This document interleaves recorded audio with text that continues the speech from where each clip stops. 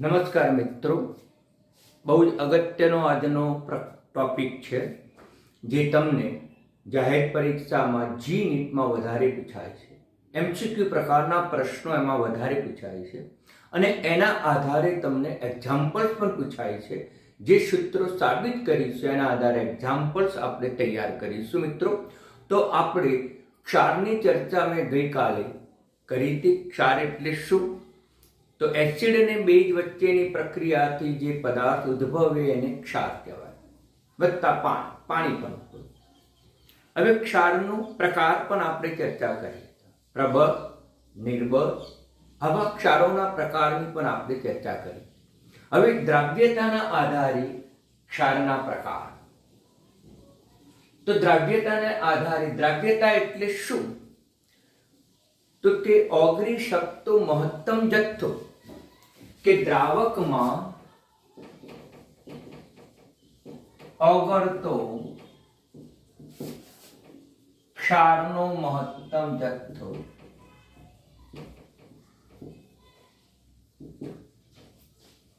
તેને આપણે દ્રાવ્યતા કહીએ છીએ અને દ્રાવ્યતાનો એકમ જે છે એ મોલારિટી છે.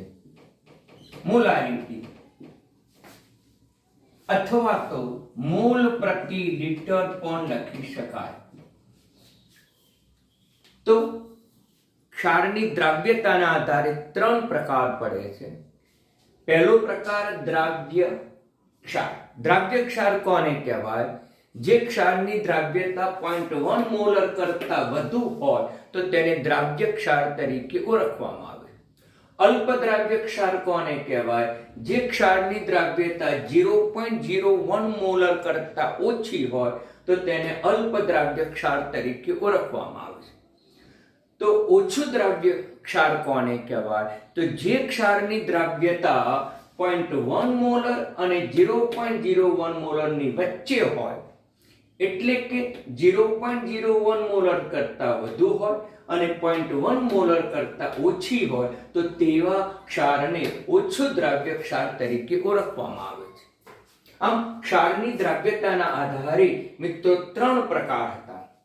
હવે આયનીકરણથી જ્યારે પણ ક્ષારને પાણીમાં ઓગાળવામાં આવે ત્યારે આયનીકરણ પ્રક્રિયા થાય, આયનો ઉદ્ભવે. આ ઉદ્ભવતા આયનોની સંખ્યાને આધારે વર્ગીકરણ કરવામાં આવે. એના વીજભારને આધારે નહીં, આયનોની સંખ્યાને આધારે એનું વર્ગીકરણ કરવામાં આવે છે. તો હવે અલ્પ દ્રાવ્ય ક્ષારનો દ્રાવ્યતા ગુણાકાર. અલ્પ દ્રાવ્ય ક્ષારનો દ્રાવ્યતા ગુણાકાર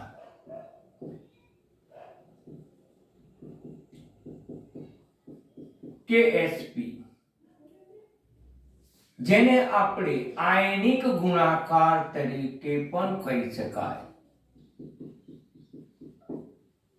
જેને આપણે સંતુલન અચળાંક તરીકે પણ ઓળખી શકાય. આમ સંતુલન અચળાંકનો એક પ્રકાર જ છે. સંતુલન અચળાંકના વિવિધ પ્રકારો શીખી ગયા. એ પૈકીનો એક પ્રકાર છે આ કેએસપી. કેએસપી એટલે સોલ્યુબલ પ્રોડક્ટ. સોલ્યુબલ પ્રોડક્ટ એટલે દ્રાવ્યતા ગુણાકાર, પ્રોડક્ટ એટલે ગુણાકાર. આમ અલ્પ દ્રાવ્ય ક્ષારનો આયનિક ગુણાકાર કહો તો પણ ચાલે, સંતુલન અચળાંક કહો તો પણ ચાલે, પરંતુ એને નામ આપવામાં આવ્યું દ્રાવ્યતા ગુણાકાર, જે આ ક્ષારના પ્રકાર ઉપર આધાર રાખે છે. તો આપણે પહેલી ચર્ચા કરીએ. 1:1 ક્ષારનો દ્રાવ્યતા ગુણાકાર.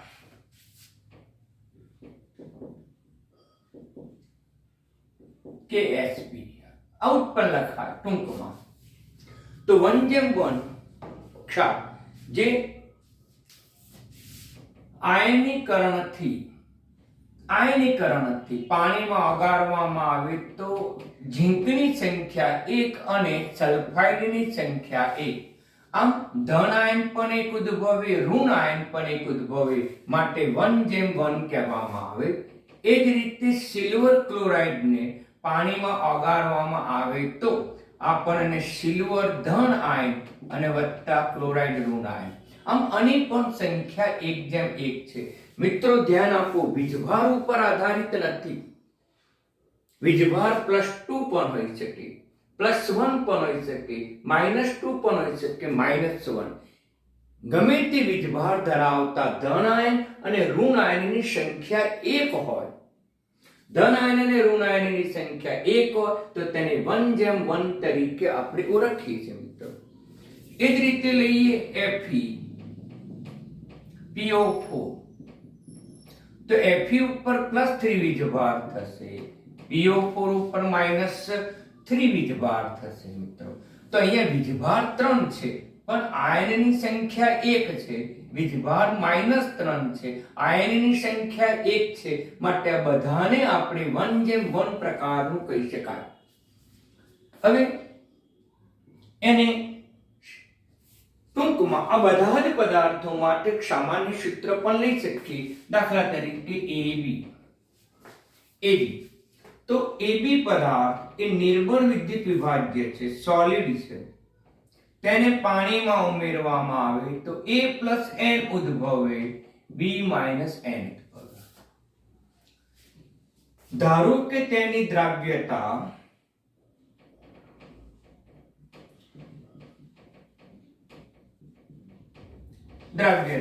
S મોલર છે, સોલ્યુબિલિટી એટલે આપણે એને S મોલર તરીકે ઓળખીએ છીએ. તો આની દ્રાવ્યતા S મોલર છે.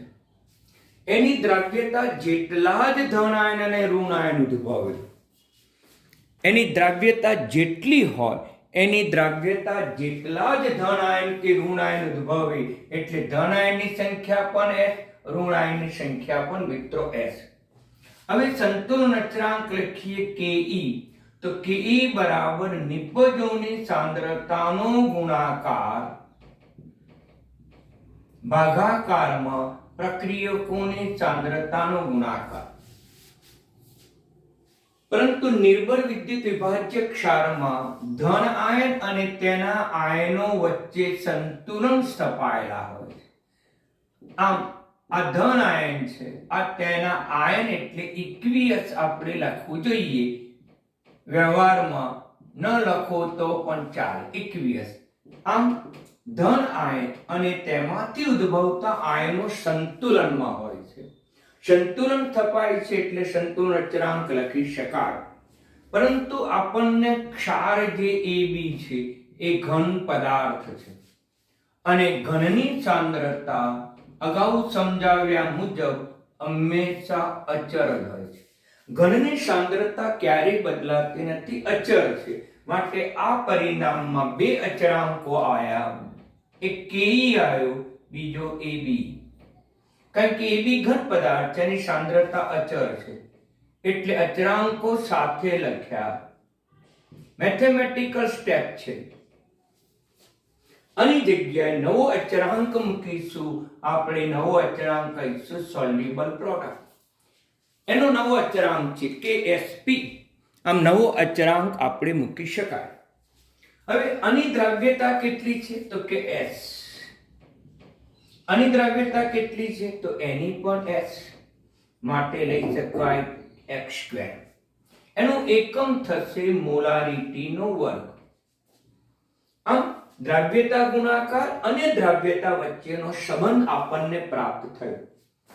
અને આમ પણ લખી શકાય S બરાબર વર્ગમૂળમાં KSP. મિત્રો તો તમારે ફક્ત એના સૂત્રો જ યાદ રાખવાના છે.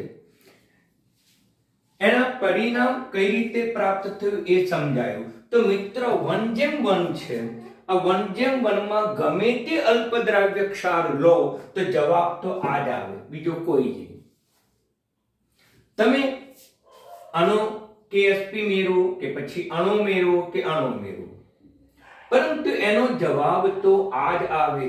માટે અહીંયા એની દ્રાવ્યતા લઈએ તો S બરાબર વર્ગમૂળમાં KSP, અથવા તો એમ પણ લખી શકાય કે KSP બરાબર x². મિત્રો તો આમ બિલકુલ સરળતાથી આપણે એના પરિણામો પ્રાપ્ત કરી શકીએ. આ બધા માટે આ જ જવાબ, બીજો કોઈ જવાબ નહીં. છતાં પણ તમારે અલ્પ દ્રાવ્ય ક્ષારનો ગણવો હોય, દાખલા તરીકે લઈએ આપણે ઝીંક સલ્ફાઇડનો એક ઉદાહરણ તરીકે લઈએ. ઝીંક સલ્ફાઇડનો દ્રાવ્યતા ગુણાકારનું સૂત્ર મેળવવું. આ જે છે આપણે એબી પ્રકારનો ક્ષાર છે. શા માટે? કે એમાંથી એક ધન આયન ઉદ્ભવે છે, એક ઋણ આયન ઉદ્ભવે છે, માટે આને એબી પ્રકારનો ક્ષાર કહી શકાય. હવે ધારો કે આની દ્રાવ્યતા S મોલર છે, તો પછી એમાંથી ઉદ્ભવતા આયનની સાંદ્રતા તેટલી જ હોય. આ એક મોલમાંથી એક મોલ ઉદ્ભવ્યો તો S મોલરમાંથી S મોલર ઉદ્ભવશે. એક મોલરમાંથી એક સલ્ફાઇડ આયન ઉદ્ભવ્યો, S મોલરમાંથી પણ S મોલર સાંદ્રતા ધરાવતો H-2 ઉદ્ભવશે. આપણે સીધે સીધું લખી નાખવાનું KSP બરાબર આયનિક ગુણાકાર એટલે તેના આયનોની સાંદ્રતાનો ગુણાકાર. સીધે સીધું થીમ લખી નાખવાનું આયનિક ગુણાકાર, આયનોનો ગુણાકાર. પણ મિત્રો આની દ્રાવ્યતા કેટલી છે? તો કે S છે. આની દ્રાવ્યતા કેટલી છે? S છે, એટલે x² જ આવ્યો. તેથી KSP બરાબર x² અથવા તો S બરાબર √KSP. તો આ બે સૂત્રો આપણે 1:1 પદાર્થ કોઈ પણ લો તો પણ આ જ જવાબ આવે, બરાબર ધ્યાનમાં રાખજો. અને દ્રાવ્યતા ગુણાકાર સીધે સીધો તમે લખી શકો. હવે ધ્યાન આપો, બીજો પદાર્થ લઈએ 1:2. 1:2 એટલે એનો અર્થ એવો થયો કે એક ધન આયન ઉદ્ભવે અને બીજો ઋણ આયનની સંખ્યા 2 હોય. જે ક્ષારમાંથી ધન આયન 1 ઉદ્ભવે અને ઋણ આયન 2 ઉદ્ભવે, જે ક્ષારમાંથી એક સંખ્યામાં ધન આયન ઉદ્ભવે, બે સંખ્યામાં ઋણ આયન ઉદ્ભવે, તેને XY2 તરીકે ઓળખવામાં આવે છે.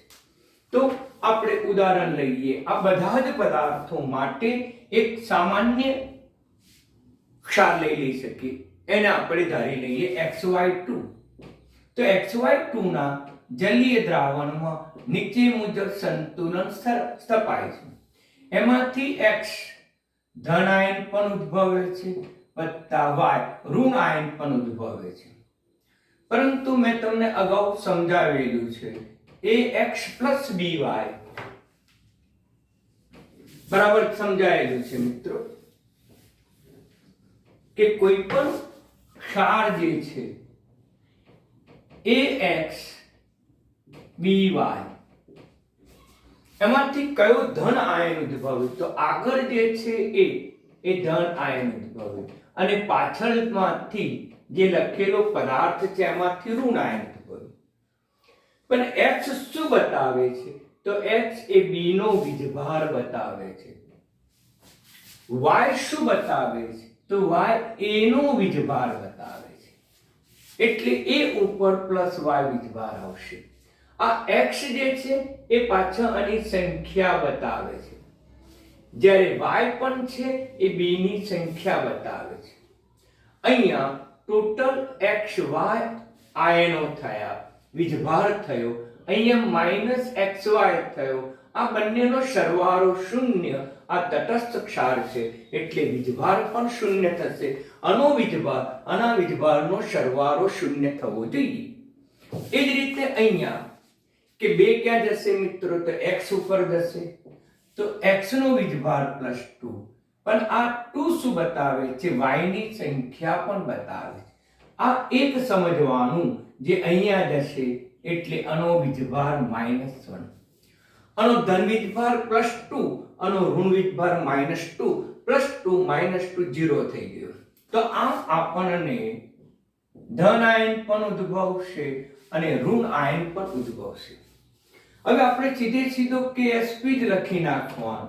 KSP એટલે આયનોની સાંદ્રતાનો ગુણાકાર. આયનોની સાંદ્રતાનો ગુણાકાર. પરંતુ સંતુલન અચળાંકના નિયમ મુજબ જે કઈ પદાર્થોની આગળ મોલ લખેલા હોય એ મોલ એ એના ઘાતમાં આવે, જે મેં અગાઉ સંતુલન અચળાંકમાં સમજાવ્યું હતું. હવે ધારો કે આની દ્રાવ્યતા X મોલર આમાંથી 1 મોલ ઉદ્ભવ્યો માટે આ પણ x મોલર, આમાંથી 2 મોલર વાયુ ઉદ્ભવ્યા માટે 2s મોલર. મિત્રો ધ્યાન રાખજો.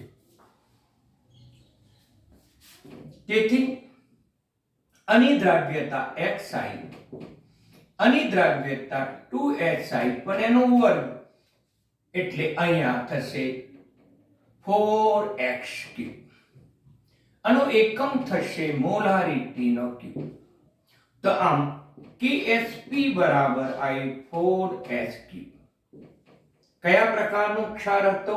તો 1:2 પ્રકારનો અલ્પદ્રાવ્ય ક્ષાર હતો. તો તેનો દ્રાવ્યતા ગુણાકારનું મૂલ્ય આટલું આવશે.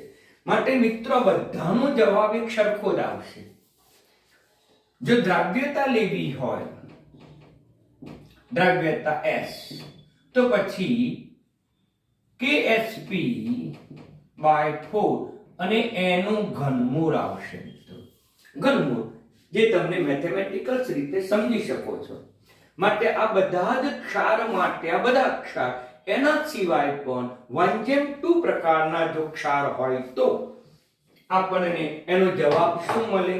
KSP બરાબર 4s3. મિત્રો આ જવાબ આપણને વ્યાપક સ્વરૂપમાં પ્રાપ્ત થાય. અથવા તો દ્રાવ્યતા S બરાબર થશે ઘનમૂળમાં KSP/4. KSP/4 થશે મિત્રો.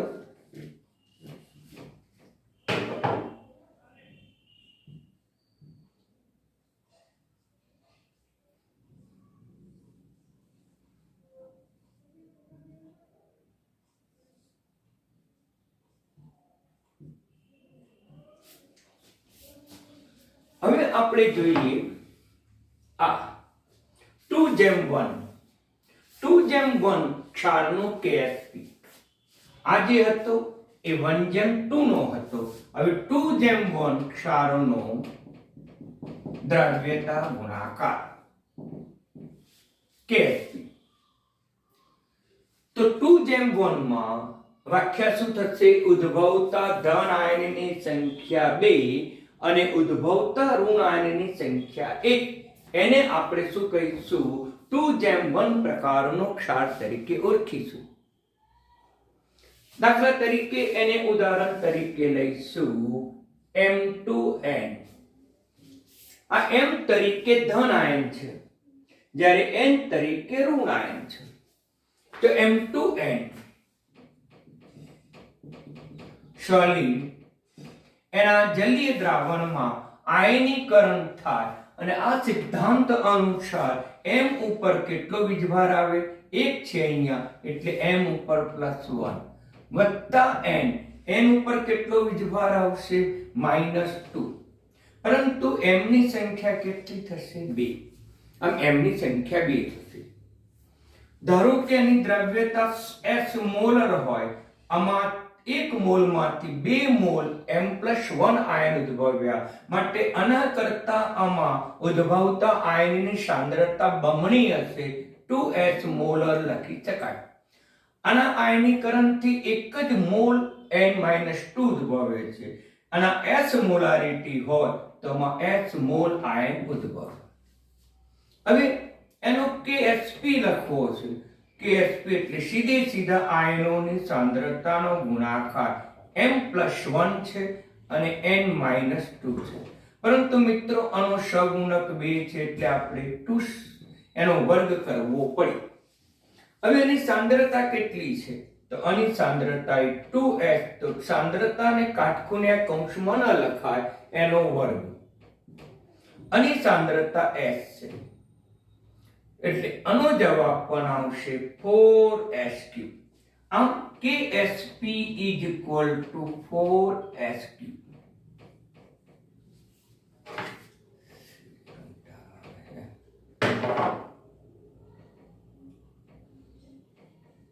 અને દ્રાવ્યતા શોધવી હોય તો S ને કરતા બનાવો અને KSP ભાગાકારમાં 4 પણ એનું ઘનમૂળ.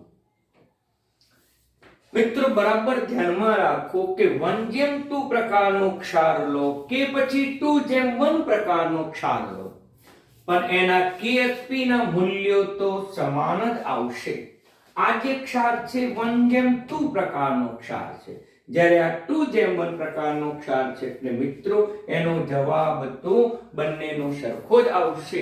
એટલે અહીંયા આપણે જવાબ જો લખવો હોય આનો દ્રાવ્યતા ગુણાકાર, તો દ્રાવ્યતા ગુણાકાર આવશે 4H3, અને જો દ્રાવ્યતા શોધવી હોય તો એનો દ્રાવ્યતા ગુણાકાર ભાગાકારમાં 4 એનું ઘનમૂળ. તો આ રીતે આપણે કોઈ પણ ક્ષાર માટે તમને જો આપે તો તમે આ પદ્ધતિથી તમે એનો અલ્પદ્રાવ્ય ક્ષાર શોધી શકો, અથવા તો તેનો દ્રાવ્યતા ગુણાકાર KSP પણ શોધી શકો. ઉદાહરણ તરીકે લઈએ કેલ્શિયમ ફોસ્ફેટ. આ અલ્પદ્રાવ્ય ક્ષાર છે, નો KSP નું સૂત્ર મેળવો.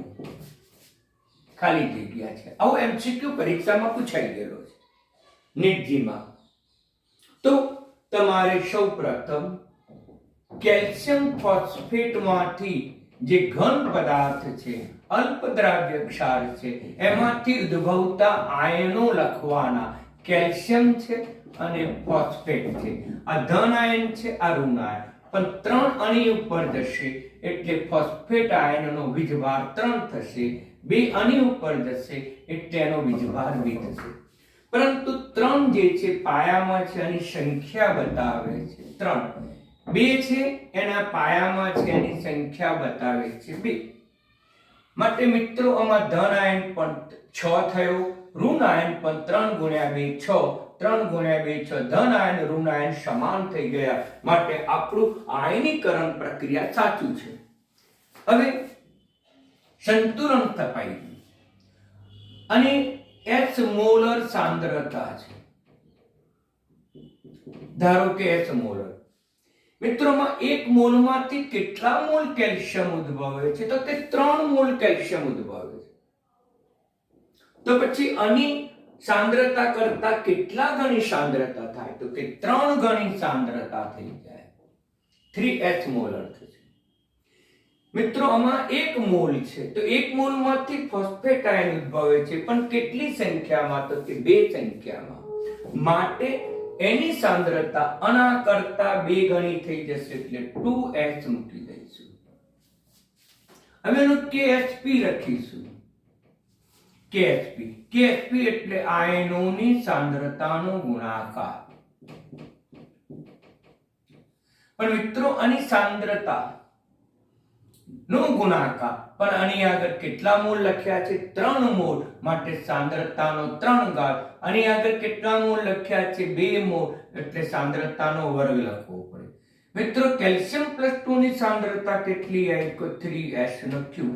આની સાંદ્રતા કેટલી આવી? તો 2H નો વર્ગ. 27H ઘન 4H².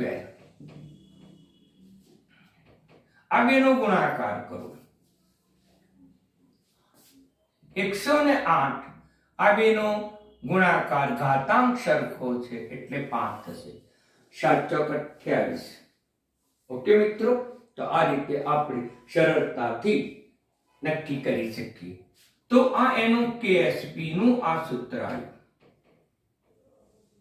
જો દ્રાવ્યતા પૂછે H, તો પછી KSP ભાગાકારમાં 108 અને એનો પંચઘાત આવશે. તો આપણને KSP નું સૂત્ર પૂછે તો મિત્રો જવાબ 8 થશે. એટલે બરાબર ધ્યાનમાં રાખો, બિલકુલ સરળ છે, અઘરું છે જ નહીં. તમને એનું આયનીકરણ આવડવું જોઈએ. આયનીકરણ આવડે તો સરળતાથી તમને KSP આવડે. હવે બરાબર ધ્યાન આપો મિત્રો, ઇમ્પોર્ટન્ટ છે નીટ જી માટે, જે તમને પરીક્ષામાં પૂછાઈ ગયેલો છે કે ઘન ક્ષાર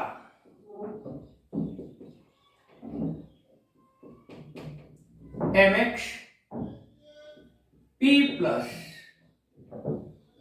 x y q minus 1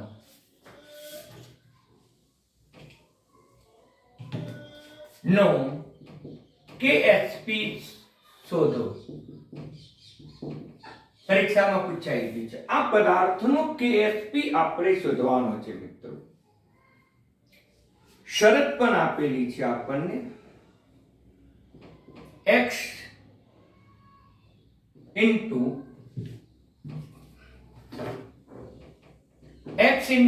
p plus is equal to y into p minus. આપણને શરત, પણ શરતની કોઈ જરૂર નથી.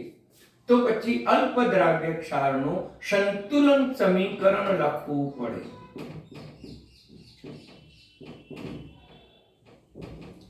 mx p plus x y q minus. મિત્રો, આનું સંતુલન સમીકરણ તમારે લખવાનું છે. બિલકુલ સરળ છે મિત્રો. તો પછી એમાંથી કયો આયન ઉદ્ભવે?